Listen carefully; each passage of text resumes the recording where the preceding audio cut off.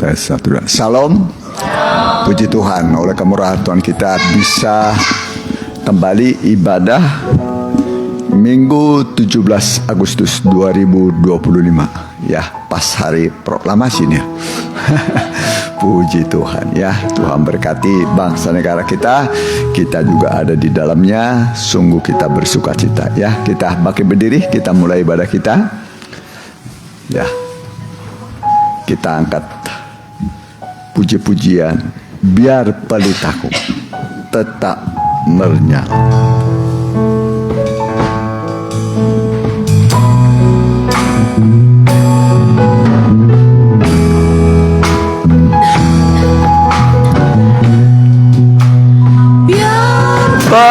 Pelitaku tetap bernyala, bernyala hingga Engkau kembali.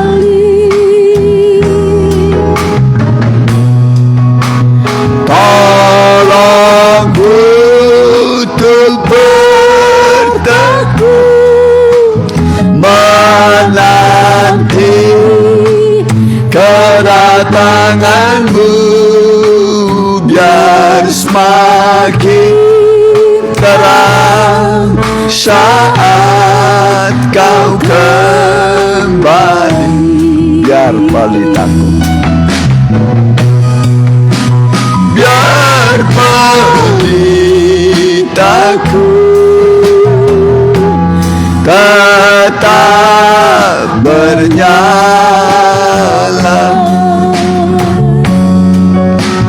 bernyala hingga Engkau kembali.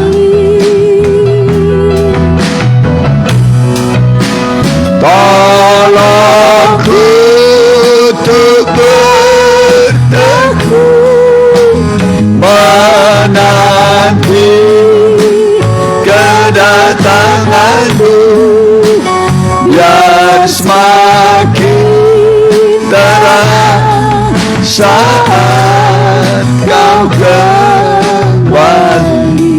Sekali lagi. Biar pelitaku tetap bernyala,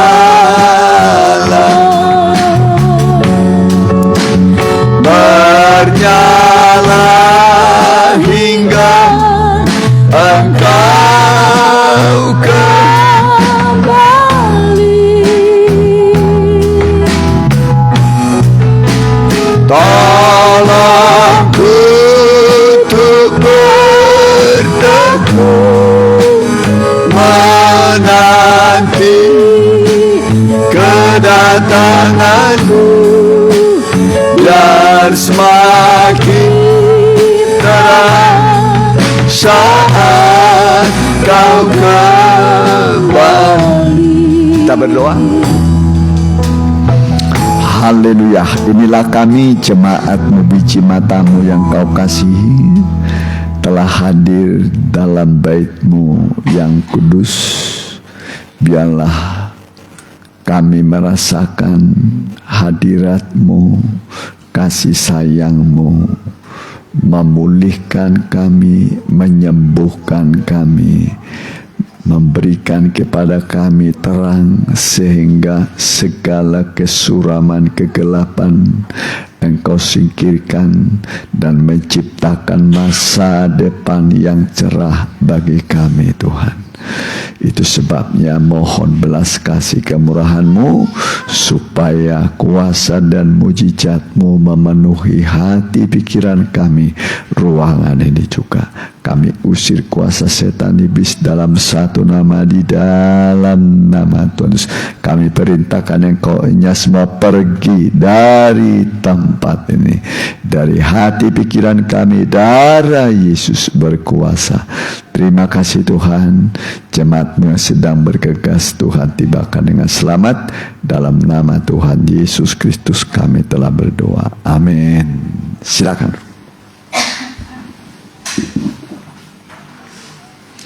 Tuhanlah terang dan keselamatan.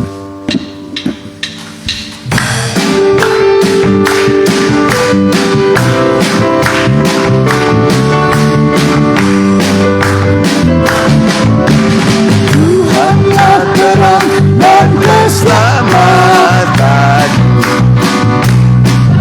dan siapa harus takut. Benteng yang kuat tempatku berlindung, Dialah Dia penyelamatku.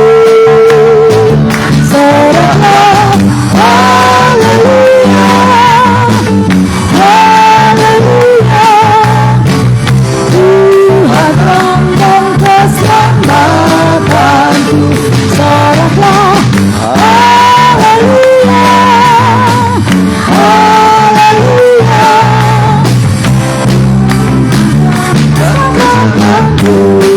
Dari awal kembali. Tuhanlah terang dan keselamatanku. Kepada siapa harus takut.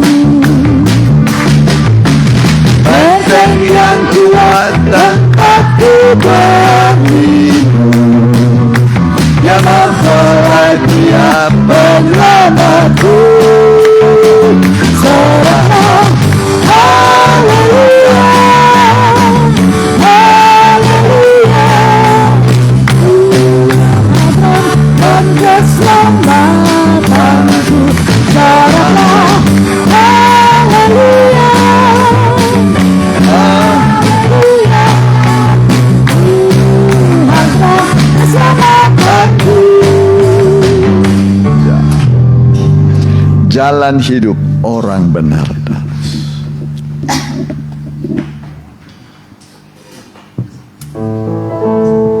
Ya.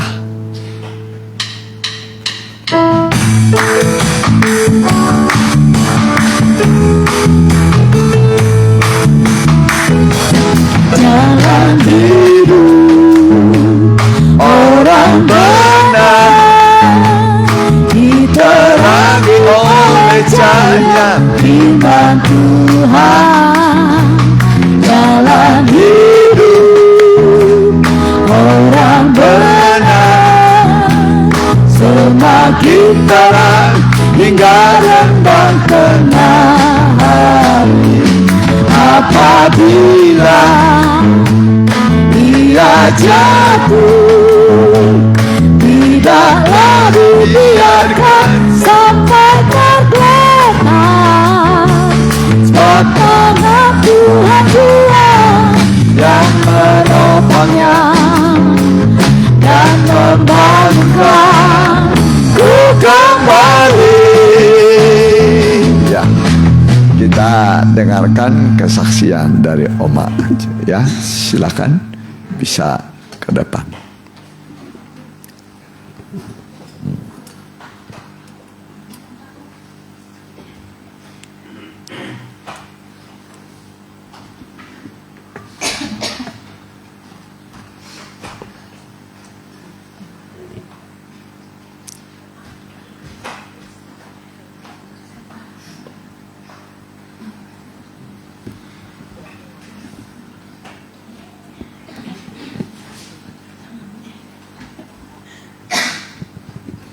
Puji Tuhan, Amin. Saya menyaksikan betapa luar biasa Tuhan dalam hidup saya, yang saya rasakan dari hari ke hari.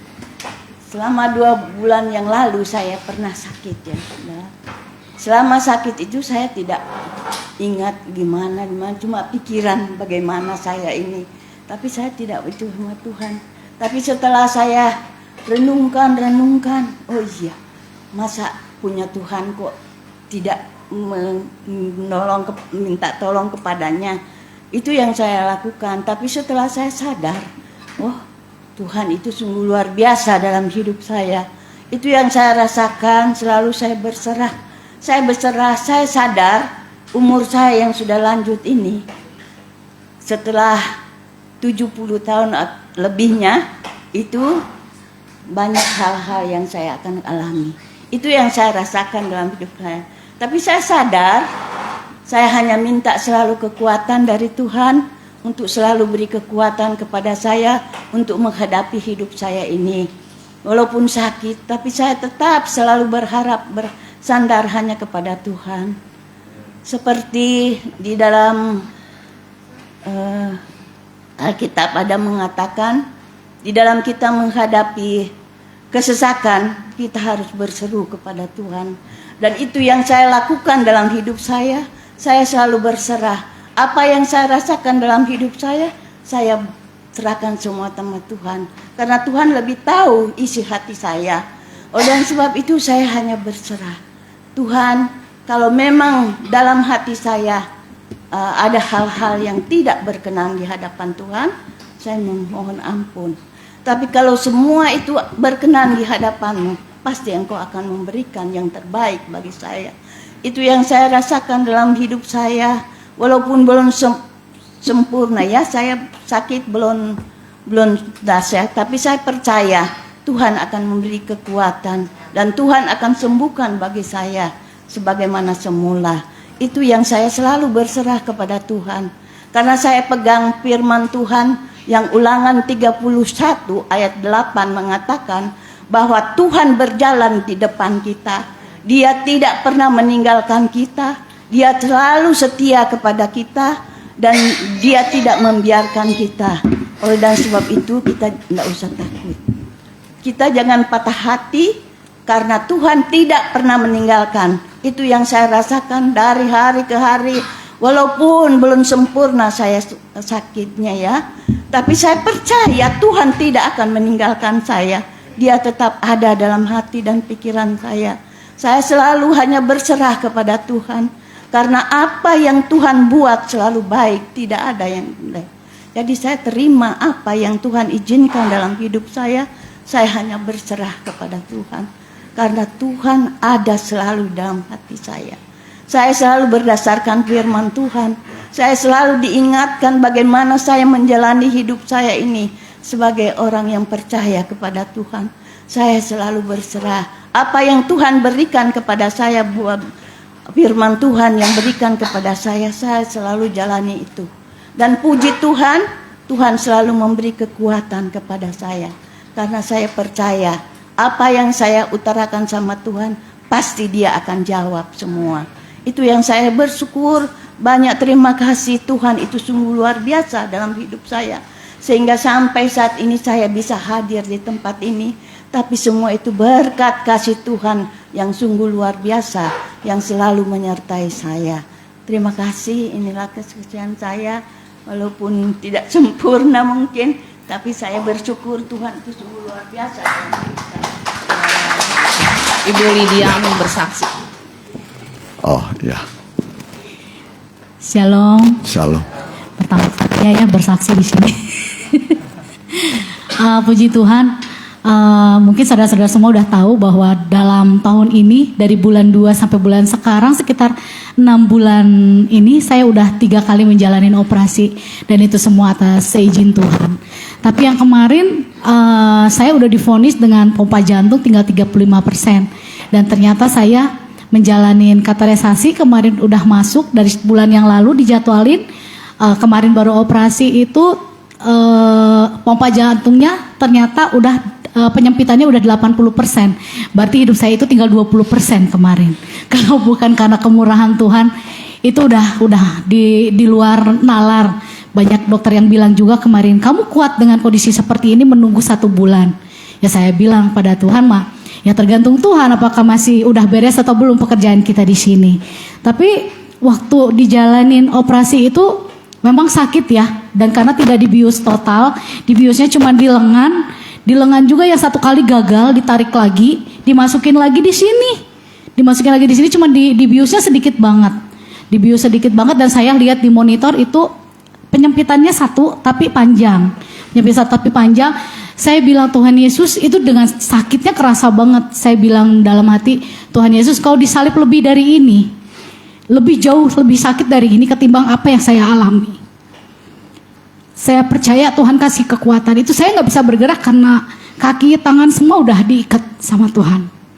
Tapi udah lepas itu, puji Tuhannya kalau orang lain keluar dari tempat itu semua pada pakai oksigen, pada pakai udah leles seperti itu. Kalau saya kondisi badannya emang benar-benar fit seperti orang yang nggak sakit keluar dari ruangan itu.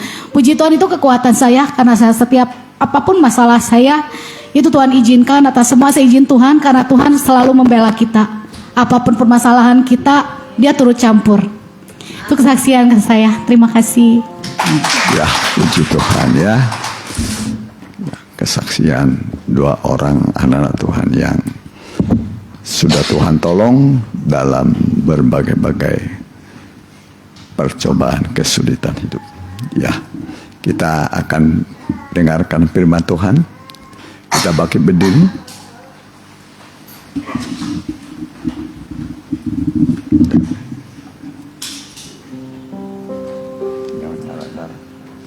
Ya, nyanyian anak darah.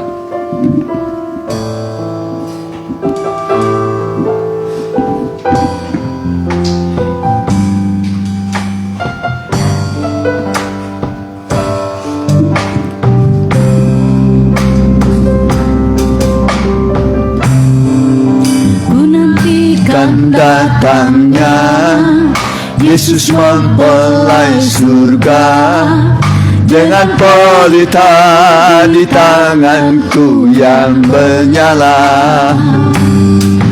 Ku siapkan segalanya seperti darah bijaksana, tetap menjaga menanti saatnya. Ku tahu datangnya tak lama lagi. Ku ingin segera bertemu dengannya. Betapa ku rindu masuk pesta nikamu, bersuka cita memandang kemuliaan-Mu. Oh Tuhan, gairahkan semangat rohaniku, bawaku masuk dalam rencana-Mu. Dan awal kembali. Ku nantikan datangnya Yesus mempelai surga dengan pelita di tanganku yang menyala. Ku siapkan segalanya seperti darah bijaksana, tetap menjaga menanti saatnya. Ku tahu datangnya tak lama lagi. Ku ingin segera bertemu dengannya. Betapa ku rindu masuk pesta nikamu, bersuka cita memandang kemuliaan-Mu. Oh Tuhan, gairahkan semangat rohaniku, bawaku masuk dalam rencana. Bawaku masuk dalam rencana-Mu. Ya, kita tundukkan kepala, kita persiapkan diri kita di mana Yesus akan datang sebagai mempelai. Tengah malam terdengar suara dalam Matius pasal yang 25, song-songlah mempelai laki-laki datang. Dia akan datang, kita pun mempersiapkan diri sebagai pengantin wanitanya untuk masuk pada pesta kawin anak domba yang penuh dengan kemuliaan Tuhan. Mimbar saya serahkan kepada pendeta muda Adarsman.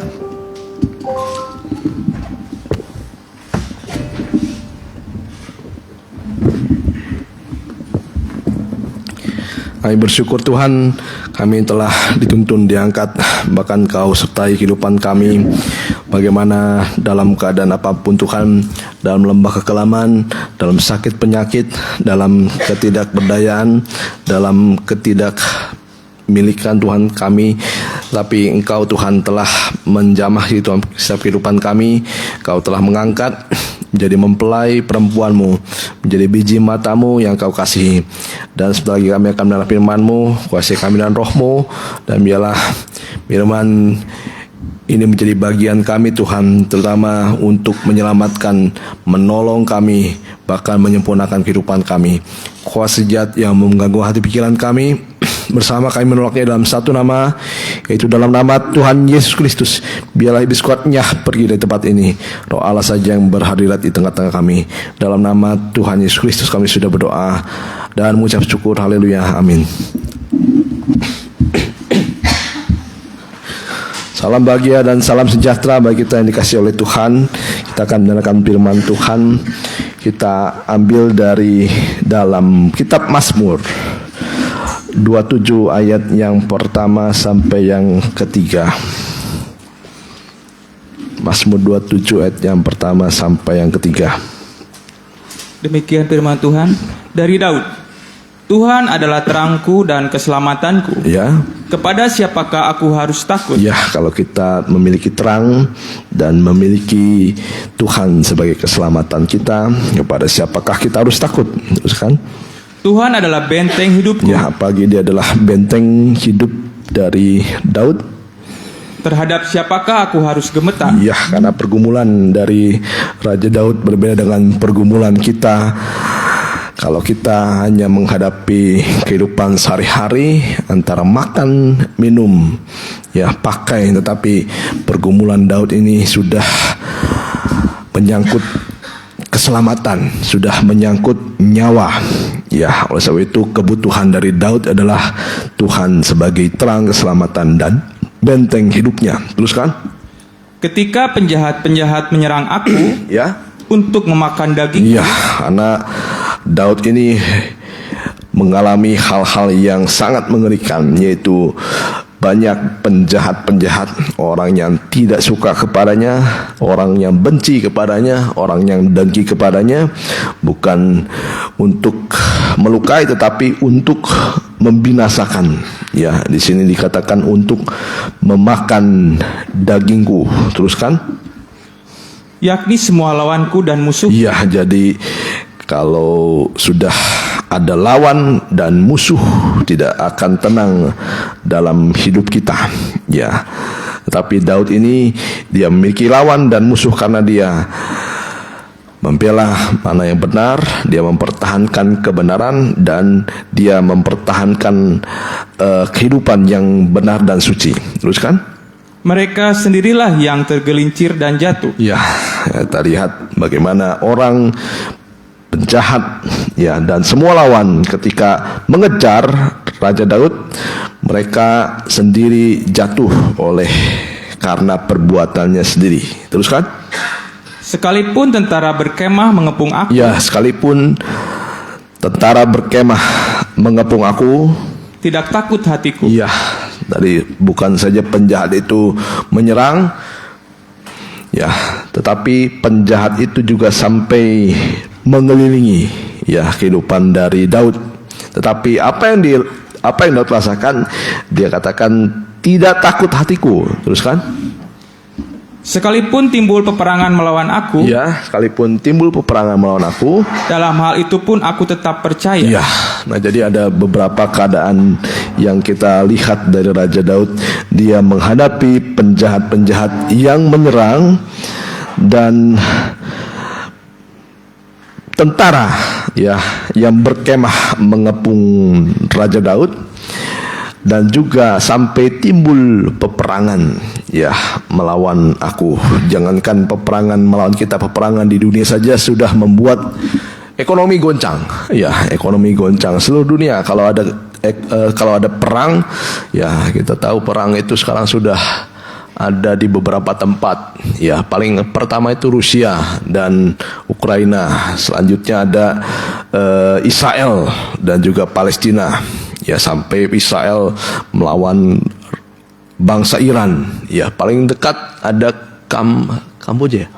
Kamboja sama Thailand. Nah, itu tetangga, ya, tetangga dekat tetapi bermusuhan. Ya, tapi kita lihat sekarang mengapa Daud merasakan damai sejahtera. Nah, kita lihat di sini karena Daud di sini dia membuat Tuhan, ya, dia percaya, dia bersandar kepada Tuhan. Dia sebagai terang keselamatan dan benteng kehidupan. Ya, ini yang dibutuhkan Daud. Yang dibutuhkan Daud terang, keselamatan, benteng. Ya, kalau kita membutuhkan mungkin bukan benteng yang kita butuhkan Tuhan sebagai pemberi berkat.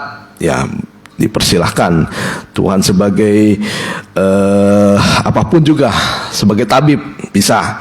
Ya, jadi kita harus mengenal Tuhan. Sekarang kita akan lihat Tuhan sebagai terang, ya, sebagai terang. Dalam 1 Yohanes 1 ayat yang kelima, 1 Yohanes 1 ayat yang kelima. Jadi Tuhan itu adalah terang.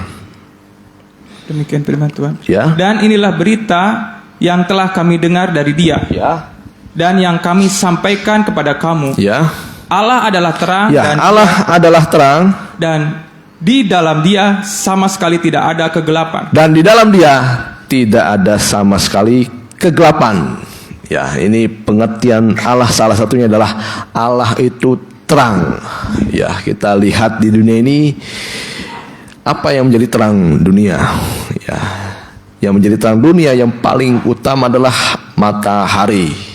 Nah, jadi kalau disebut terang di sini Tuhan disebut juga sebagai matahari. Ya, jadi kalau kita lihat matahari dia banyak manfaatnya. Ya, tapi kita akan lihat dulu sekarang arti dari terang. Jadi ada beberapa arti dari terang. Ya, Tuhan itu terang dan terangnya itu sempurna, tidak ada kegelapan sama sekali. Ya, kita lihat arti dari terang. Jadi terang itu menunjuk kepada hikmat Tuhan. Nah, hikmat Tuhan. Ya, hikmat Tuhan. Contohnya dalam Daniel 2 ayat 22. Nah, jadi yang menjadi terang salah satunya adalah hikmat Tuhan. Ya, di sini diwakili oleh Daniel.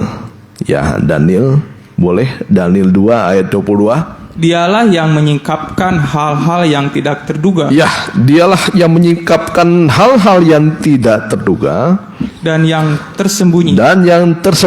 Dia tahu apa yang ada di dalam gelap. Ya, dia tahu apa yang ada di dalam gelap. Dan terang ada padanya. Ya, mengapa dia tahu apa yang ada di dalam gelap? Karena dia sebagai terang. Ya, kita paling sederhana saja di tempat ini. Kalau tidak ada terang, ya, kita tidak tahu apa yang tersembunyi. Ya, apa yang tidak terduga, apa yang di sebelah kita, apa yang ada di depan kita, kita tidak tahu. Nah, kita di sini melihat bahwa hikmat Allah itu menyingkapkan hal-hal yang tidak terduga dan yang tersembunyi. Jadi hal-hal yang tidak terduga itu menunjuk masa depan, karena masa depan tidak kita bisa prediksi sama sekali. Ya, jadi orang bisa mungkin mendesain masa depan, tetapi mereka tidak akan pernah tahu apa yang ada di depan mereka. Ya, contohnya aja, kita paling sering ke Cimindi. Ya, paling sering ke Cimindi. Kita tahu bahwa minimal setengah jam lagi kita akan sampai. Itu rencana kita. Tapi kita tidak tahu apa yang ada di tengah perjalanan kita. Ya, saya pernah waktu baru belajar, baru bisa naik motor, tiba-tiba di jalan itu ada oma-oma jalan mau nyebrang, tidak melihat kanan kiri, tahu-tahu nyelonong, dihajar oleh saya. Ya, waduh, saya lihat oma-oma ini mau ke gereja, saya mau ke gereja, jadi orang ke gereja dan orang ke gereja lagi tabrakan. Ya, oma, maaf, saya bilangin. Ya, dia juga mengaku bahwa dia tidak lihat kanan kiri. Ya, itulah hal-hal yang tidak terduga. Nah, jadi hal-hal yang tidak terduga dan yang tersembunyi, karena Tuhan adalah terang. Ya, jadi hikmat Tuhan ini kita perlukan pada sekarang untuk kita antisipasi hal-hal yang tidak terduga dan hal-hal yang tidak kita ketahui. Ya, kita berdasarkan hikmat Tuhan. Hikmat Tuhan di sini artinya juga kebijaksanaan. Ya, kita tidak tahu masa depan, tetapi kalau kita jalan sesuai dengan hikmat Tuhan, kita pasti akan mengetahui, ya, jalan kita itu pasti disertai oleh Tuhan. Ya, arti terang yang selanjutnya adalah terang itu adalah kebenaran Tuhan atau kebenaran dari firman Tuhan, Injil. Ya, dikatakan cahaya Injil tentang kemuliaan Allah. Nah, jadi Injil itu adalah cahaya. Nah, jadi mereka yang mengenal Injil, mereka adalah orang-orang yang sudah diterangi oleh Tuhan. Nah, bayangkan dengan orang-orang yang di luar Injil. Nah, mereka itu tidak pernah diterangi hatinya. Nah, jadi arti terang yang kedua adalah kebenaran dari firman Tuhan, Injil. Dan yang ketiga adalah terang itu artinya kemuliaan Tuhan. Ya, kemuliaan Tuhan. Lukas 2:32. Jadi kemuliaan Tuhan yang sering kita ketahui, Dia bisa mengatasi segala sesuatu. Karena kemuliaan Tuhan ini juga menunjuk kepada kekuasaan Tuhan. Ya, kita tahu di dunia ini, di Indonesia, ya, di Indonesia itu ada yang berkuasa. Ada yang berkuasa. Ya, kalau dia katakan A bisa terjadi. Ya, kalau dia katakan B bisa terjadi. Ya, kalau mau perang bisa perang. Ya, yang tentukan itu adalah orang yang berkuasa, orang yang mulia. Lukas 2:32. Yaitu terang yang menjadi penyataan bagi bangsa-bangsa lain. Ya. Dan menjadi kemuliaan bagi umatmu Israel. Ya, kemuliaan bagi umatmu Israel. Ya, jadi kemuliaan juga menunjuk tadi kekuasaan. Ya, kemuliaan juga menunjuk kepada bagaimana kemuliaan itu bisa mengatasi segala sesuatu. Ya, kita sudah mendengar contohnya adalah Musa. Ya, Musa ketika dia naik ke Gunung Horeb, ya, ketika dia naik ke Gunung Horeb pada kali yang kedua, ya, pada kali yang kedua, ketika Musa turun, kulit muka Musa bercahaya. Ya, kulit muka Musa bercahaya. Ya, ada kemuliaan. Dan ketika dilihat oleh orang Israel, semua orang Israel akhirnya tunduk kepada Musa. Karena melihat muka Musa ini seperti mukanya Tuhan, bisa disebut situ ya. Mukanya bercahaya seperti malaikat lah sekarang sebutannya. Ya. Jadi mukanya bercahaya, ada kemuliaan. Jadi baru saja kita keluar dari ibadah, ya, dari kulit muka kita bisa bercahaya. Ada amin. Ya, jadi jangan kita tunjukkan pulang ke rumah kulit muka tidak ada cahayanya. Ya, saya sering melihat bagaimana orang-orang yang baru pulang, ya beda ya, senyumnya pun beda. Ya, senyumnya beda. Ya, matanya beda. Semuanya berbeda. Itu baru keluar dari tempat ibadah. Ya. Jadi kemuliaan Tuhan bisa mengatasi segala sesuatu. Nah, jadi itu yang ketiga tentang terang. Ya, jadi terang ini kita butuhkan. Dan terang juga disebut adalah seperti nyawa manusia. Ya, di sini ada kakirian, emas. Nah, jadi tugas dari imam besar salah satunya adalah meniup pelita. Ya, meniup pelita. Artinya di sini adalah nyawa atau jiwa dari setiap orang. Ya, berarti tugasnya sudah selesai di dunia ini. Siapa yang mau tugasnya sudah selesai? Siapa mau tugasnya sudah selesai? Ya, saya yakin masih banyak yang ragu-ragu. Tapi kalau sudah Tuhan bereskan, ya ditiuplah pelitanya. Berarti cukup umurnya. Ya, mau cukup umur atau panjang umur? Ya, Tuhan yang mengetahui, tapi yang paling penting Tuhanlah yang meniup pelitanya. Ya, kalau sudah Tuhan tiup pelitanya, berarti beres tugas kita di dunia. Bahkan dikatakan orang yang dipanggil Tuhan, orang yang dipanggil Tuhan adalah orang yang beristirahat dari segala jerih lelahnya. Ya, karena segala perbuatan yang baik telah menyertainya. Ya, jadi yang keempat, terang juga disebut adalah jiwa atau nyawa manusia. Sekarang yang kelima. Nah, apa yang disebut terang? Yang kelima adalah kita sendiri, ya, sebagai sidang jemaatnya. Kita baca dalam Filipi 2 ayat yang 15. Kita baca bersama-sama. Kita sebagai sidang jemaatnya. Filipi 2 ayat yang 15. Supaya kamu tiada beraib dan tiada bernoda, sebagai anak-anak Allah yang tidak bercelah di tengah-tengah angkatan yang bengkok hatinya dan yang sesat ini, sehingga kamu bercahaya di antara mereka seperti bintang-bintang di dunia. Ada amin? Nah, kita disebut juga terang dunia, seperti bintang-bintang. Jadi sidang jemaat ini harus mulia, terang, suci seperti Tuhan suci, benar seperti Tuhan benar, sampai dikatakan kita akan disempurnakan oleh Tuhan. Ya, jadi semua yang ada di dalam surga adalah orang-orang yang sudah menunjukkan terangnya. Ya, kita tahu bahwa di dunia ini ada terang bulan, terang bintang, ada terang matahari. Nah, kita disebut di sini juga terang bintang. Ya, terang bintang yang bercahaya di tengah-tengah kegelapan dunia. Yang keenam sekarang, apa yang disebut terang? Terang itu adalah anugerah Tuhan. Yakobus 1 ayat yang ke-16.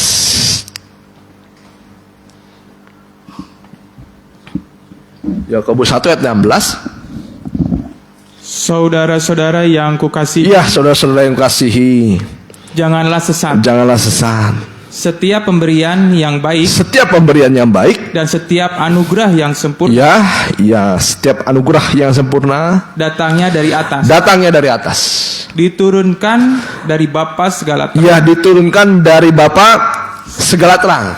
Teruskan. Padanya tidak ada perubahan atau bayangan karena pertukaran. Ya, jadi di sini disebutkan bahwa terangnya Tuhan itu seperti matahari.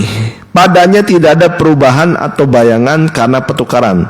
Ya, padanya tidak ada perubahan atau bayangan karena pertukaran. Ini menunjuk seperti bulan. Ya, jadi Tuhan itu kemuliaannya bukan seperti bulan. Ya, kalau bulan itu bisa mengalami perubahan atau pertukaran. Ya, kalau kita lihat bulan di tempat yang gelap, disebut dalam malam ya, dalam malam ya. Jadi bulan itu bisa menyinari dalam kegelapan. Tetapi kalau bulan itu berada di tempat yang terang, ya, yang di belakang itu gelap, ya, terangnya tidak begitu banyak, hanya terang bintang saja. Ya, jadi di sini Tuhan tidak seperti terang bulan yang mengalami perubahan. Ya, Tuhan itu tidak pernah berubah, dan juga bayangannya tidak bisa ditukar. Nah, jadi Tuhan itu seperti matahari, tidak pernah mengalami perubahan atau pertukaran. Teruskan. Atas kehendaknya sendiri ia telah menjadikan kita oleh firman kebenaran, supaya kita dapat tingkat yang tertentu menjadi anak sulung di antara semua ciptaan. Ya, cukup dulu sampai di situ. Nah, jadi terang disebut kemuliaan Tuhan, terang juga disebut Injil kemuliaan, terang disebut hikmat Allah, terang juga adalah nyawa dari manusia, terang juga adalah kemuliaan dari sidang jemaat, terang juga adalah anugerah Tuhan. Ya, semua disebut terang. Ya, sampai akhir nanti di Yerusalem baru tidak ada malam, tidak ada matahari, tetapi yang menjadi terang adalah dirinya sendiri, karena Tuhan Yesus itu adalah lampu dan terang. Ya, makanya banyak orang-orang yang melihat terang. Ya, contoh yang paling sederhana adalah Rasul Paulus. Ya, ketika Rasul Paulus mau menganiaya jemaat, dia lihat terang. Terangnya ini begitu terang sampai akhirnya membutakan mata dari Paulus. Ya, karena mulianya Tuhan. Ya.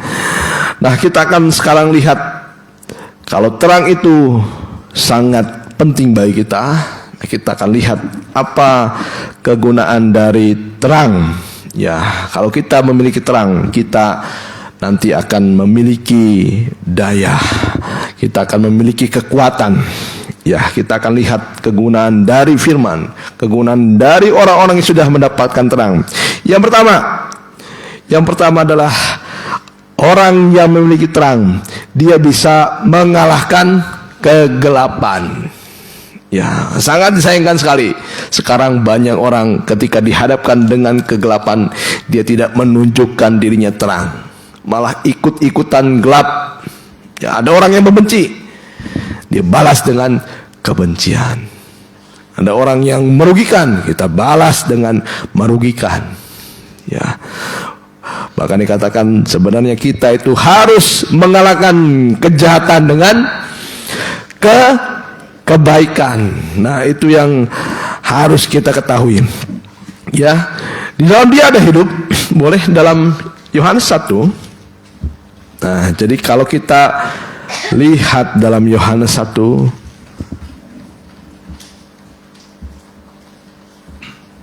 ayat yang keempat. Yohanes 1 ayat yang keempat. Dalam dia ada hidup. Dalam dia ada hidup. Dan hidup itu adalah terang manusia. Hidup itu adalah terang manusia. Terang itu bercahaya di dalam kegelapan. Ya, terang itu gunanya adalah bercahaya di dalam kegelapan. Terus kan? Dan kegelapan itu tidak menguasai. Iya, dan kegelapan itu tidak menguasainya. Nah, di dalam nikah ada dua macam kegelapan. Ya, dalam nikah itu ada dua macam kegelapan. Yang pertama adalah kegelapan di bidang ya gantang, ya disebut gantang. Nah, gantang itu menyangkut kebutuhan hidup manusia. Ya, saya sering mendengar ya ada orang yang mungkin rupanya dua-duanya sudah rupawan, tidak ada kurangnya. Laki-lakinya ganteng, istrinya cantik, tapi mereka bisa berpisah. Kenapa? Banyak yang alasannya ekonomi, bahkan tidak sedikit ya artis-artis. Apa alasannya? Mereka bilang, ya salah satunya ekonomi. Ya, tuntutan begitu banyak, apa cicilan banyak. Ya, banyak sekali dalam bidang ekonomi dan kegelapan dari tempat tidur. Jangan pelita itu disimpan di bawah gantang dan di bawah tempat tidur. Nah, jadi yang gelap salah satunya gantang, yang kedua adalah tempat tidur. Nah, apa itu tempat tidur? Artinya sekarang nikah yang tidak suci. Ya, mengapa banyak orang-orang yang berpisah? Ya, karena di dalam nikahnya itu tidak suci. Ya, mungkin ada pria idaman lain, ya, atau wanita idaman lain. Ya, sekarang kalau lihat di media sosial, bukan saja suami yang selingkuh, ya, banyak juga istri yang selingkuh. Nah, jadi kita harus tahu, kalau kita sebagai terang, kita harus mengalahkan kegelapan. Kalau dalam nikah, jangan karena uang nikah itu jadi gelap. Jangan nanti karena ada yang lain nikah itu akan jadi gelap. Ya. Nah, jadi kegunaan terang yang pertama adalah mengalahkan kegelapan. Kegelapan ini dosa, kebencian. Ya. Yang kedua, kegunaan dari terang adalah untuk mencari yang tersembunyi. Nah, ini kegunaan dari firman Tuhan. Sekarang, ya, boleh kita baca dulu dalam Roma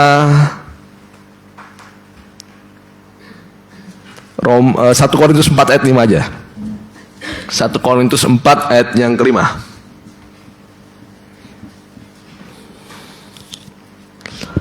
1 Korintus 4 ayat yang kelima, ya. Karena itu janganlah menghakimi sebelum waktunya, Ya. yaitu sebelum Tuhan datang. Ya. Ia akan menerangi juga apa yang tersembunyi dalam kegelapan. Ya, makanya disebut di sini jangan menghakimi. Ya, mengapa banyak rumah tangga kacau?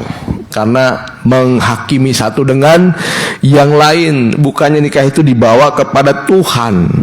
Kalau dibawa kepada Tuhan, kita tidak perlu ungkapkan dosa suami, dosa istri, tetapi kita bawa kepada Tuhan. Nanti biarlah firman itu yang bekerja. Dan kalau firman itu bisa bekerja, dia akan masuk ke sela-sela yang tersembunyi dalam hati manusia. Dan kalau sudah kena hati manusia, nah orang itu nanti akan mengaku. Dan kalau sudah mengaku, ada pendamaian. Ya, teruskan. Dan ia akan memperlihatkan apa yang direncanakan di dalam hati. Ya, nah jadi kita lihat di sini, di dalam hati manusia itu ada yang tersembunyi. Ya, dalam gelap berarti ada suatu dosa. Dan kita lihat, ia akan memperlihatkan apa yang direncanakan di dalam hati. Nah, jadi firman Tuhan ini bisa membendung dosa apa yang akan direncanakan. Misalnya suami, waduh kalau istri saya sudah membuat kesal, nanti pulang saya akan habisi dia misalnya, atau pukul. Tapi kalau sudah dalam firman Tuhan misalnya, aduh saya rencananya salah ini, aduh rencananya salah, tidak sesuai dengan firman Tuhan. Kalau dia dengar firman Tuhan, dia mau praktekkan rencana yang jahat itu bisa diputus. Dan apa yang kita lihat, apa dulu yang tersembunyi dalam hati manusia. Teruskan. Maka tiap-tiap orang akan menerima pujian dari Allah. Maka tiap-tiap orang akan menerima pujian dari Allah. Nah, jadi melalui firman Tuhan kita akan lihat apa yang ada dalam hati manusia yang tersembunyi. Makanya firman pengajaran ini salah satunya ya untuk mendamaikan, kegunaannya salah satunya untuk mendamaikan dosa-dosa di dalam nikah. Ya, dalam nikah. Tidak perlu dibawa kepada mertua, ya orang tua. Tapi kalau sudah dibawa kepada Tuhan, ya nikah itu akan didamaikan. Ada amin. Dan nikah itu akan dipulihkan, disempurnakan oleh Tuhan. Kalau ada di sini firman Tuhan yang menerangi hati manusia dan memperlihatkan apa yang ada di dalam hati manusia yang dirancangkan, kalau itu yang jahat. Ya. Bahkan dalam Efesus dikatakan segala sesuatu yang sudah ditelanjangi oleh terang itu menjadi nampak. Sebab semua yang nampak adalah terang. Ya, jadi itu kegunaan terang. Yang kedua, yang ketiga. Nah, yang ketiga, kegunaan terang adalah untuk memisahkan dari yang gelap. Nah, ini lebih memuncak lagi. Kalau kita sering diterangi oleh firman Tuhan, kita akan nanti dipisahkan dari yang gelap. Disebut juga disucikan. Ya, disucikan itu artinya dipilih. Dipilih. Ya, paling sederhana Tuhan mengisahkan kalau ada ikan ikan, kalau orang sudah menangkap ikan, dia akan pilih ikan-ikan yang terbaik. Ya, ikan-ikan yang tidak baik dibuang. Ya. Nah, jadi di sini kegunaan dari terang untuk nanti terjadi pemisahan. Nah, ini lebih mengerikan lagi. Kalau orang tidak mau diterangi, nanti akan dipisahkan dia jadi orang anak-anak kegelapan. Tapi kalau kita mau terus diterangi, disucikan, kita akan nanti menjadi anak-anak terang. Dan terang itu tidak bisa bersatu dengan yang gelap. Ya. Kejadian 1 ayat yang keempat.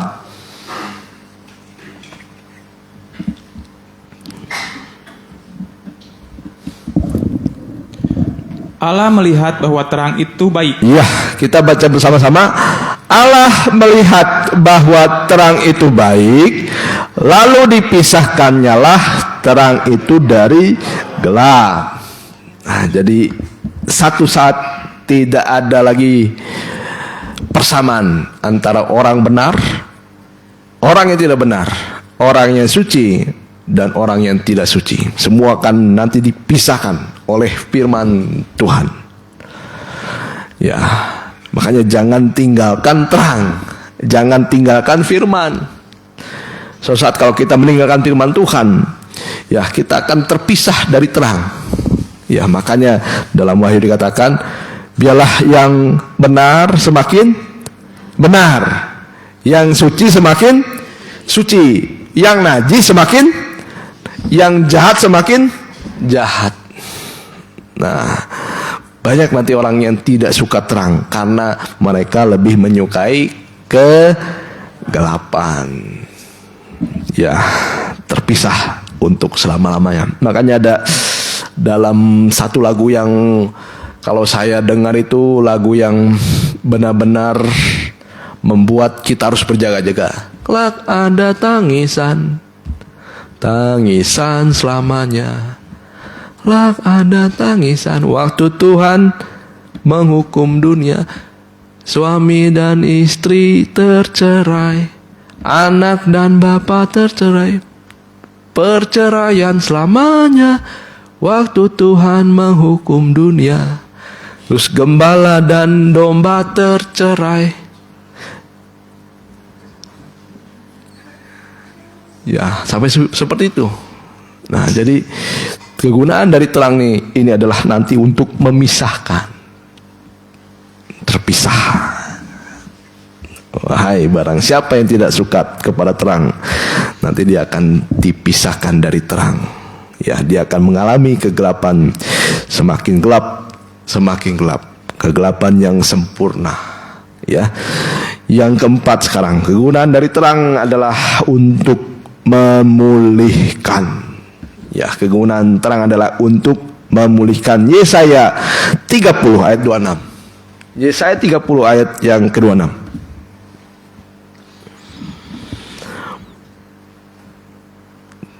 Yesaya 30 ayat 26. Maka terang bulan purnama akan seperti terang matahari terik, dan Ya. terang matahari terik akan 7 kali ganda. Saya ulangi. Maka terang bulan purnama akan seperti terang matahari terik, Ya. dan terang matahari terik akan 7 kali ganda, Ya. yaitu seperti terangnya 7 hari. Ya. Pada waktu Tuhan membalut luka umatnya dan menyembuhkan bekas pukulan. Iya. Nah, jadi saya menerangkan ya beberapa waktu lalu. Jadi ketika saya kalau misalnya pulang dari gereja, kalau pulangnya kira-kira jam 8, jam 9, di situ biasanya di alun-alun itu ada oma-oma. Ya, ada oma-oma. Saya rasa udah 80 tahun lah, tapi dia geraknya masih kuat. Kenapa? Karena dia sering berjemur. Sering berjemur. Ya, kalau orang berjemur itu ada vitamin apa? Vitamin D. Bukan vitamin duit ya. Vitamin D ini. Vitamin D buat segar. Ya, vitamin D, kalsium kuat. Ya. Terus di tempat-tempat terapi, salah satunya yang membuat dipulihkan Ya, membuat orang itu pulih salah satu dengan sinar.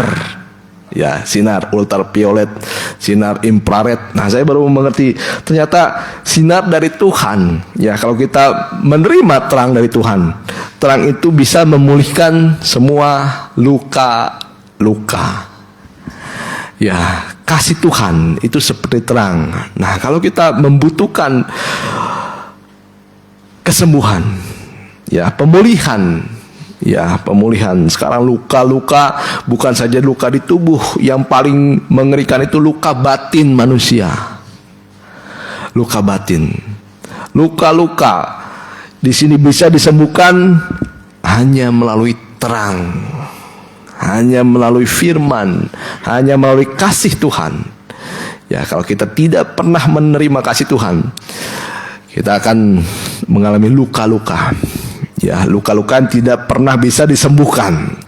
Nah, Tuhan membalut luka umatnya dengan sinar terangnya. Ya, bisa memulihkan umatnya.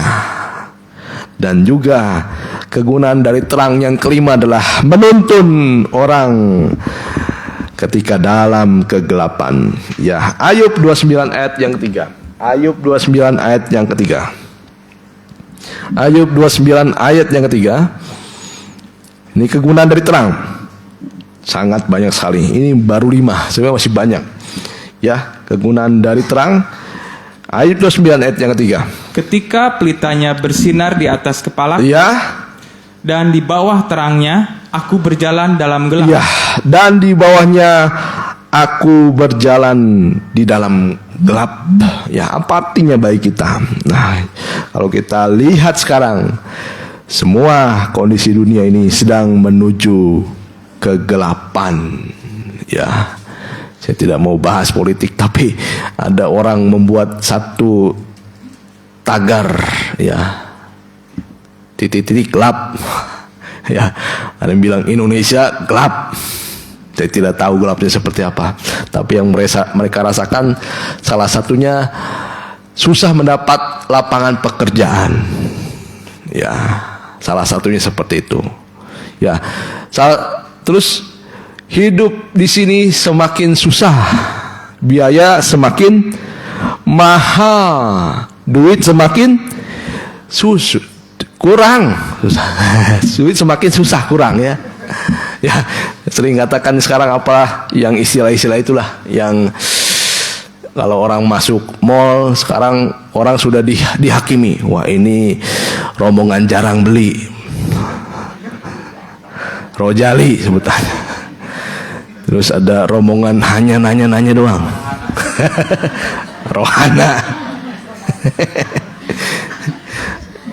Ada yang baru lagi, roh halus. Rombongan hanya elus-elus. Dipakai tapi nggak beli. Dicoba nggak dibeli. Wah, itu menandakan ekonomi Indonesia lagi sulit, ya. Lagi sulit. Nah, jadi bukan hanya di Indonesia, di semua negara. Bahkan dikatakan di Amerika sekarang perusahaan besar, ya, sudah mem-PHK ribuan tenaga kerjanya. Ya, kemarin di Jawa Tengah ada perusahaan terbesar sudah lama bangkrut lagi. Ya, nah jadi kita sekarang berjalan di dalam dunia yang gelap. Ya, yang kita butuhkan hanya terang. Ya, yang dibutuhkan orang dalam kegelapan, terang. Ya. Nah, kita akan maju sekarang. Nah, kalau terang itu sangat berguna bagi kehidupan kita. Sekarang bagaimanakah kita bisa mendapatkan terang tersebut? Ya, kita kembali dalam Yohanes 1. Yohanes 1. Ayat yang ke-4. Ya, ayat yang ke-4, ya. Kita bisa baca bersama-sama. Yohanes 1 ayat yang ke-4. Dalam Dia ada hidup, dan hidup itu adalah terang manusia. Terang itu bercahaya di dalam kegelapan, dan kegelapan itu tidak menguasainya. Ya, cukup dulu sampai di situ. Jadi bagaimana kita mau hidup di dalam terang? Dikatakan di sini, di dalam Dia ada hidup, dan hidup itu adalah terang manusia. Nah, di sini yang dimaksud hidup ini adalah hidup yang kekal, ya. Dan kalau orang sudah mendapat kehidupan yang kekal, dia pasti akan bercahaya. Ya, arti yang paling sederhana, kalau orang sudah selamat, pasti dia bercahaya. Ya, kalau orang sudah selamat, mendapat keselamatan, pasti dia menjadi terang, bercahaya. Ya, itu yang pertama. Kalau kita ada di dalam Dia, ya, dan ditambah, kalau kita sudah ada di dalam Dia, kita datang kepada Dia. Ya, Yohanes 3:21.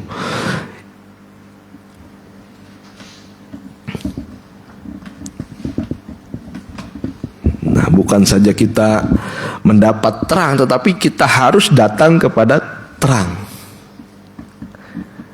Ya. Tetapi barang siapa melakukan yang benar, Ya. ia datang kepada terang. Ya, ia datang kepada terang. Jadi kalau orang terang itu tidak diam, tetapi dia aktif, tidak pasif. Ya. Seperti tadi orang mau bersaksi, itu aktif. Ya, tidak pasif. Teruskan. Supaya menjadi nyata bahwa perbuatan-perbuatannya dilakukan dalam Allah. Ya. Nah, jadi siapa yang melakukan yang benar, barang siapa melakukan yang benar, ia datang kepada terang. Kita garis bawahi di sini, ia datang kepada terang. Ya, banyak orang ketika, ya memang kalau kita lihat, renungkan, kita seperti lilin.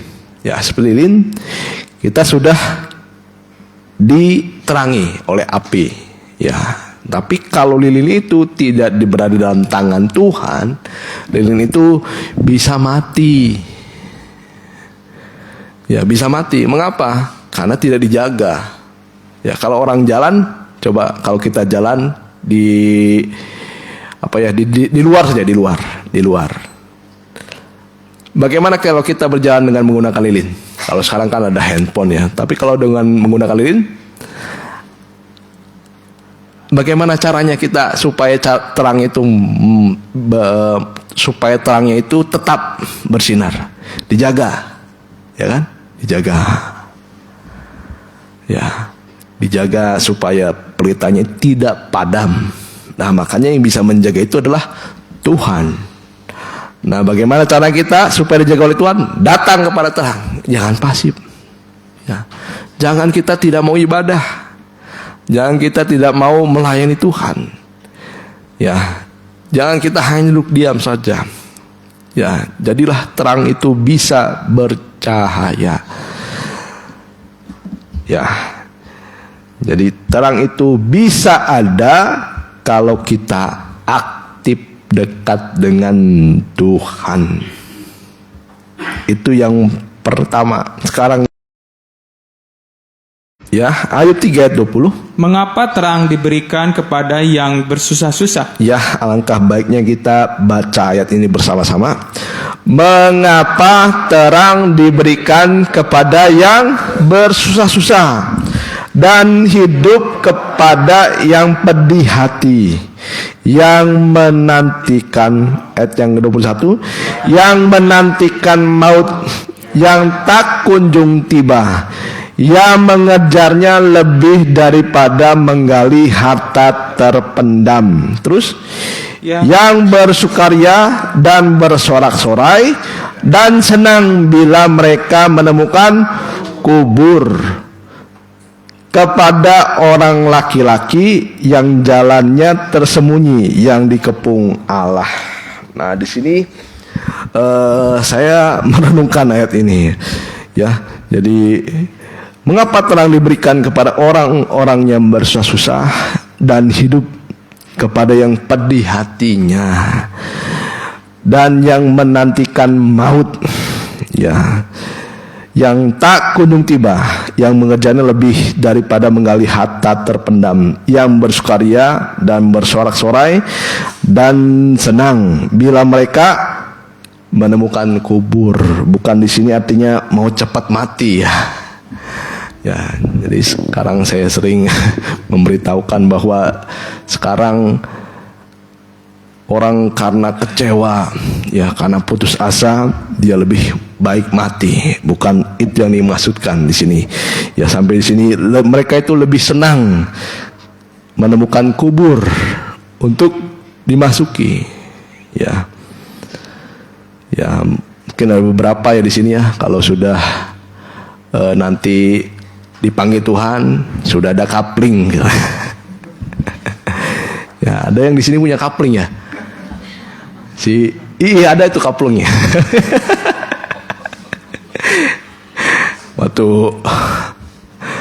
waktu si Om dipanggil Tuhan, ya, dipanggil Tuhan.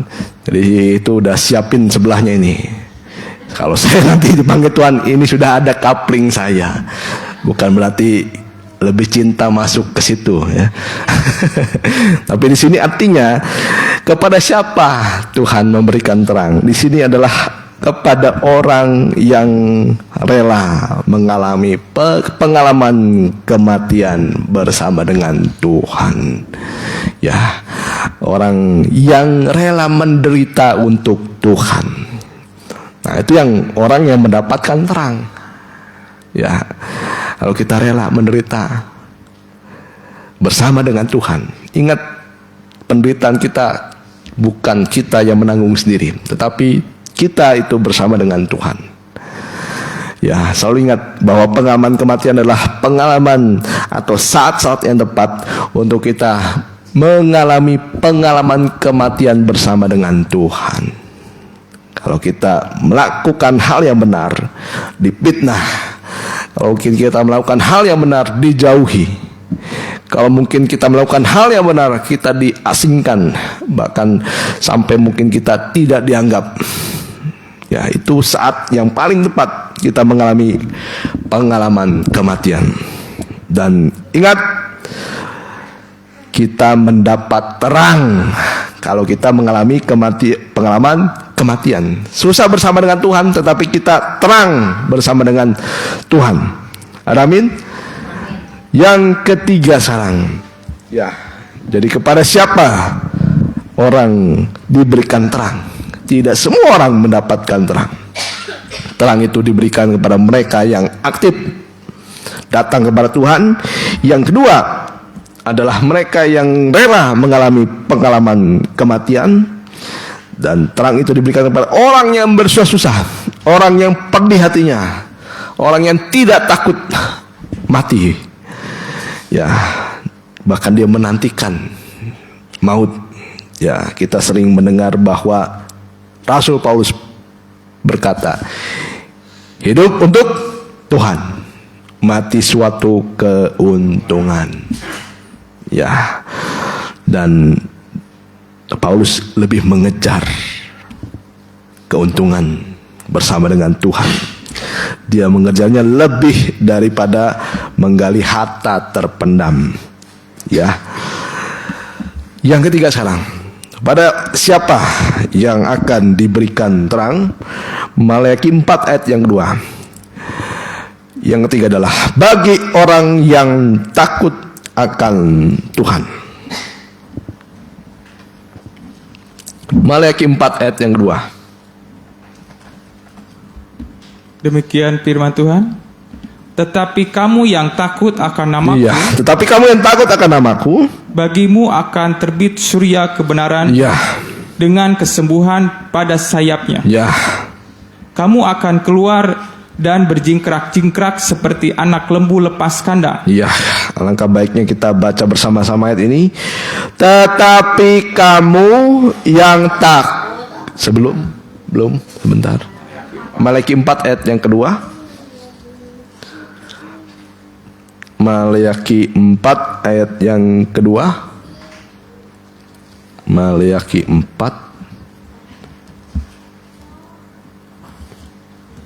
Ya. Saya akan bacakan kembali. Bagi yang punya kitab silahkan. Tetapi kamu yang takut akan namaku, bagimu akan terbit surya kebenaran dengan kesembuhan pada sayapnya. Kamu akan keluar dan berjingkrak-jingkrak seperti anak lembu lepas kandang. Ya, di sini kalau kita lihat ayat ini, kita akan melihat terang yang sesungguhnya akan diterima oleh orang-orang yang takut akan Tuhan. Nah, kita kalau lihat ayat ini, kita pandang ke dalam kitab Wahyu.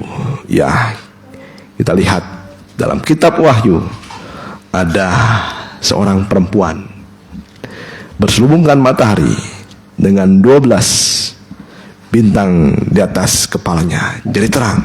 Ya, kita lihat dalam Wahyu 12, ya, di sini disebutkan orang ini orang yang memiliki terang, dia memiliki sayap yang dipulihkan, ya.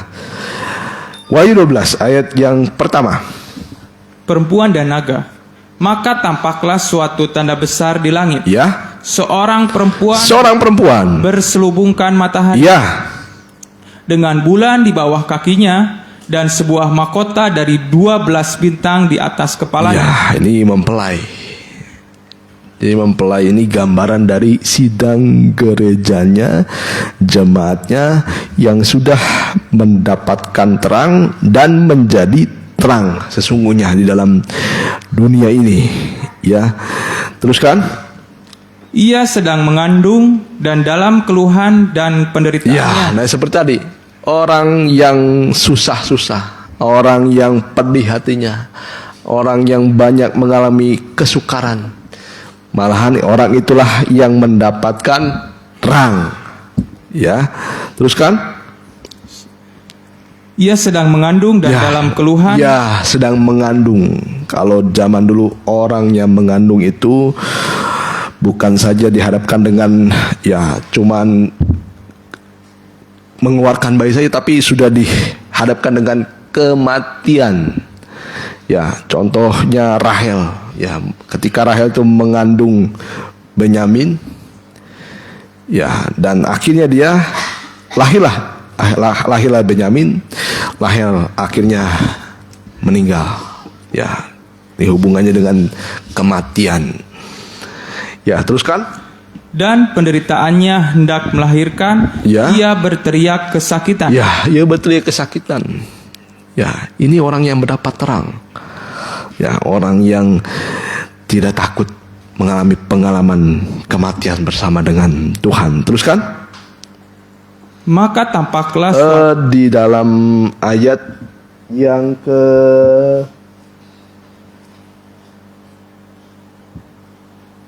14. Ayat yang ke-14. kepada perempuan itu Ya, kepada perempuan itu diberikan kedua sayap Ya. dari burung nasar. ya, jadi kepada perempuan itu diberikan dua sayap burung nasar yang besar. Teruskan. Supaya ia terbang ke tempatnya di padang gurun. Ya, supaya ia pergi terbang ke tempatnya di padang gurun. Padang gurun kita mengingatkan bagaimana di situ umat Tuhan benar-benar dipelihara secara ajaib. Nah, kita tidak tahu padang gurunnya ini maksud ini seperti apa. Itu yang tahu hanya Tuhan. Tapi yang jelas padang gurun ini menggambarkan bagaimana tempat yang tidak bisa orang menabur menuai, orang yang tidak bisa orang bercocok tanam, orang tidak bisa menghasilkan dari tanah di padang gurun, tetapi disitulah umat Tuhan dipelihara. Teruskan. Di mana ia dipelihara jauh dari tempat ular. Ya, di mana ia dipelihara jauh dari tempat ular. Kita ingat waktu zaman Israel, ular di sini menunjuk pada Firaun. Ya, jauh dari mata Firaun. Di sini ular, sesuatu yang jahat, antikris. Teruskan. Di mana ia dipelihara jauh dari Ya. tempat ular itu selama Selama satu masa, dan 2 masa ya, dan setengah masa. ya, Lalu ular itu menyemburkan dari mulutnya air sebesar sungai ke arah perempuan itu, supaya ia menghanyutkan sungai itu. supaya dihanyutkan. Saya ulangi, supaya ia dihanyutkan sungai itu. Ya, tetapi Tetapi bumi datang menolong perempuan itu. Ia membuka mulutnya dan menelan sungai yang disemburkan naga itu dari mulutnya. ya, cukup dulu sampai situ. Nah, di sini artinya kalau kita memiliki terang yang kita lihat, terang itu diberikan kepada orang yang takut akan Tuhan. Baginya akan terbit surya kebenaran dengan kesembuhan pada sayapnya. Kamu akan keluar dan berjingkrak-jingkrak seperti anak lembu lepas kandang.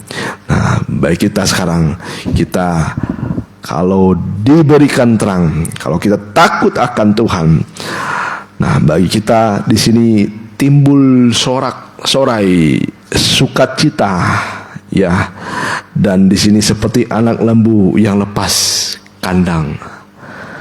Ya, saya belum pernah bertemu langsung anak lembu lepas kandang, tapi saya lihat di sini dia memiliki sukacita yang berlimpah-limpah. Ya, oleh sebab itu baiklah kita memiliki terang di dalam kita, memberikan kepada kita kemenangan. Ingat, terang mengalahkan kegelapan. Di dalam dia ada hidup. Berarti kalau kita punya terang itu, kita punya kehidupan. Dan kita lihat terang kalau ada dalam kita, kita tidak pernah takut mengalami pengalaman apapun. Karena kalau kita sekalipun mengalami pengalaman kematian, kita bersama dengan Tuhan. Dan kita lihat kalau misal kita punya terang, kita seperti mempelai Tuhan, ya, yang sekalipun dihadapkan dengan naga, tapi mempelai itu benar-benar diselamatkan oleh Tuhan. Ada pembelaan, ada pemeliharaan yang ajaib dari Tuhan. Ya, kita datang kepada Tuhan. Mari kita nyanyikan nyanyian anak darah saja. Ya, kita nyanyikan lagu ini dengan penuh kerinduan. Bagaimana kita seperti 5 anak darah yang bijaksana, ya, yang setia menunggu Tuhan, menunggu mempelai laki-lakinya untuk masuk dalam rencananya yang ajaib dan yang sempurna. Bapak Gembala, dengan hormat, silakan ke depan.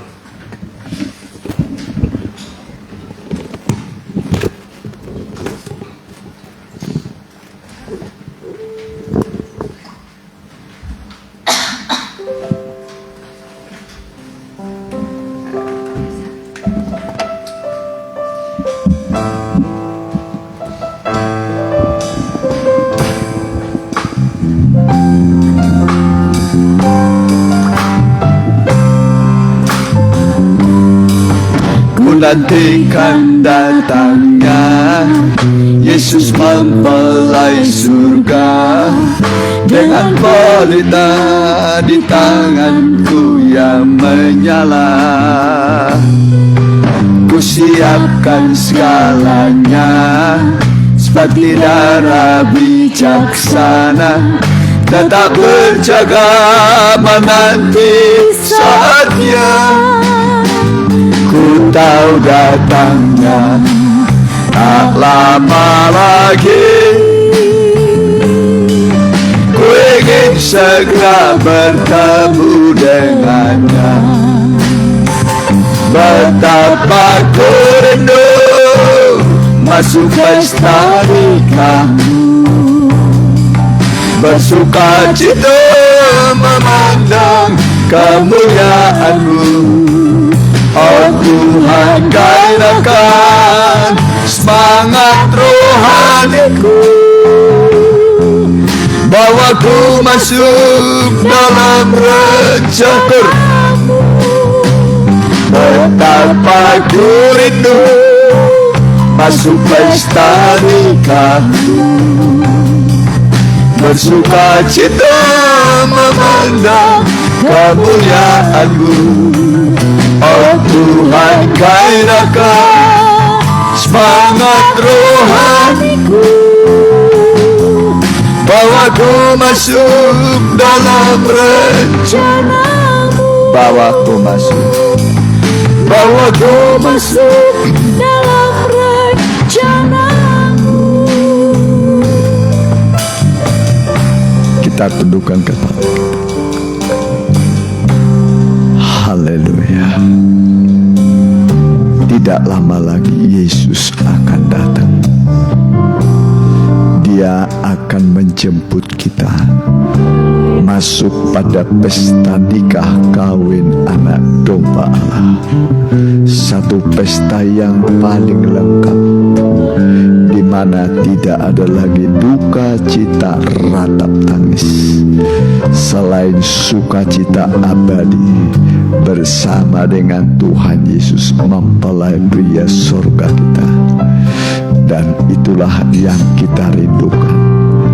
Dia sudah siapkan semua yang terbaik bagi kita. Kita perlu mempersiapkan diri kita sungguh-sungguh. Saat tengah malam ada suara berkata, "Song-songlah mempelai laki-laki datang." Kita akan dibawa pada satu pesta sukacita. Kita akan tinggal bersama dengan Dia selama-lamanya. Air mata pun hilanglah, diganti dengan sukacita abadi selama-lamanya. Mari, Dia Allah yang mengasihi kita. Kalau ada pergumulan, kesulitan dalam pekerjaan, dalam usaha, dimanapun kita menemukan kesulitan dalam hidup, bawalah pada Tuhan. Bawalah dalam doa. Yang mau didoakan, angkatlah tangan kananmu, tangan kirimu taruh pada dadamu. Hamba berdoa buat anak-anakmu yang hadir ini. Engkau ada di tengah-tengah kami Tuhan. Engkau yang berkata, minta kepadamu akan diberi, cari kamu akan mendapat, ketuk pintu akan dibukakan. Apapun yang kami bawa, kami datang padamu. Allah sudah siap menolong kami, membela kami, menyembuhkan kami, membuka jalan bagi kami, menerangi kesuraman kegelapan. Di dalam nama Tuhan Yesus, terimalah mujizat pertolongan Tuhan. Biarlah hatimu tenang dan damai, bahwa Allah sanggup menolong dan Dia sudah menolong kita di dalam nama Tuhan Yesus. Haleluya. Amin. Mari kita puji-pujian, kita jalankan sekali persembahan untuk kas. Kita nyanyikan nyanyian ya, Kota Tanpa Malam.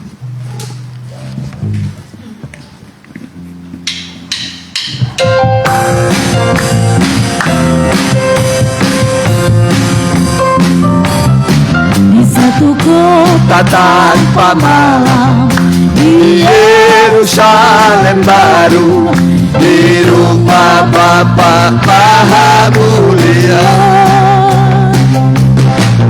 aku rindu ke sana bersama Yesus Tuhanku. Aku rindu ke sana bersama Dia. Inilah harapan tujuan hidupku, dalam hidupku ingin bertemu dengan Tuhanku. Raja damai dalam hidupku. di satu kota Tanpa malam, di Yerusalem baru, di rumah Bapa Maha Mulia,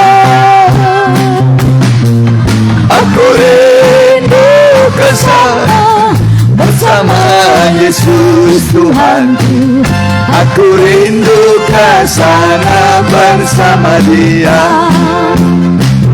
Inilah harapan tujuan hidupku, dalam hidupku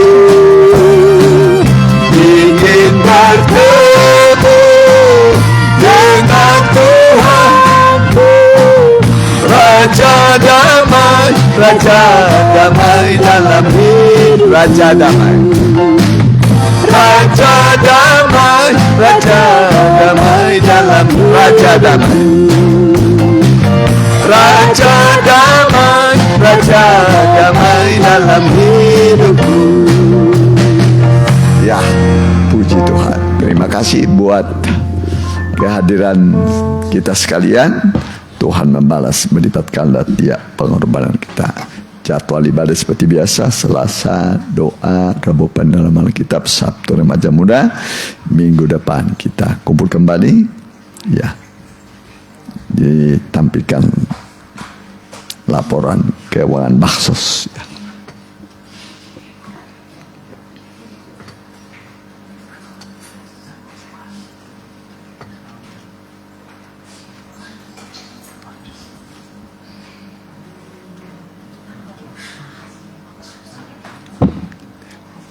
Yang baksos.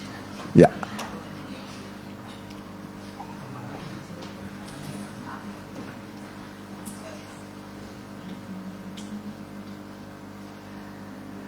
Ya.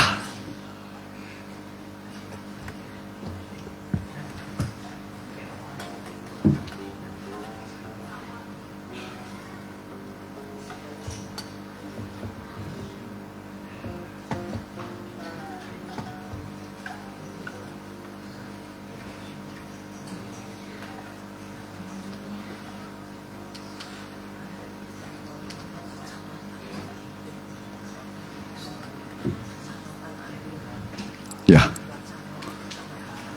yang tadi ya, ya, yang 2 juta untuk kecamatan Andir ya, ya, untuk warga di sana ya, warga kecamatan Andir. Ya, itu saya kira kita bangkit berdiri, kita tutup dalam doa. Haleluya, kami menyatukan iman kami kepada Tuhan Yesus yang ajaib, pembuat keajaiban di semua musim kehidupan kami. Kami berdoa buat Opuromando, bilur-bilur Tuhan yang ajaib menyembuhkan engkau. Saudara Yohanes juga, bilur-bilur Tuhan yang ajaib menyembuhkan engkau. Dan yang mengikuti secara online baik langsung dan tunda, bilur-bilur Tuhan yang ajaib menyembuhkan engkau. Bahkan kami yang hadir ini semua Tuhan, kalau ada kami sakit, biarlah bilur-bilur-Mu yang ajaib menyembuhkan kami. Berkati juga usaha pekerjaan anak-anak-Mu, biarlah mereka melakukannya seperti untuk Tuhan. Dari Tuhan kami akan mendapat balasannya yang terbaik. Terima kasih Tuhan. Kalau mengalami kemacetan, kelesuhan, biarlah Engkau bangkitkan kembali, gairahkan usaha mereka, majukan usaha mereka, supaya mereka melihat bahwa benar-benar Tuhan turut campur tangan di dalam usaha pekerjaan anak-anak-Mu. Terima kasih Tuhan.